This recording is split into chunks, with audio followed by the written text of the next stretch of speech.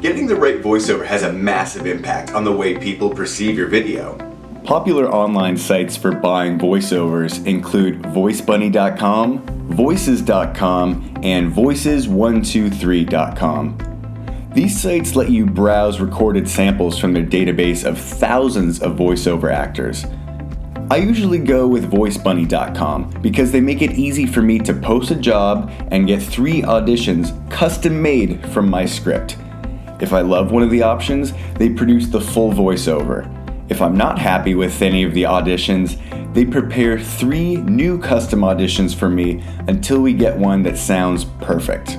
On these sites, prices range from $50 to $500 per minute of recorded audio. If you're looking for a more affordable option, you can check out Fiverr.com. Even though Fiverr has a reputation for being a site to get things done cheaply, there are actually some very high-quality, professional-sounding voiceover artists that offer their services through the site. Just be sure to listen through their demo reels and pay attention to the prices they charge. Some will charge $5 to record a 150-word script, which is about a minute long, but many of the best people charge $5 for every 10 to 30 seconds of audio they record. Now, I want to leave you with a pro tip that you can use to record your own professional-sounding voiceovers for free.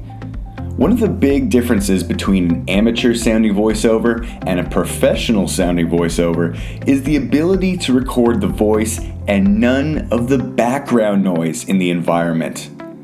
You can do this yourself at home if you have a phone or computer with a microphone in it. Just put a blanket over you and the recording device when you're reading and recording the script.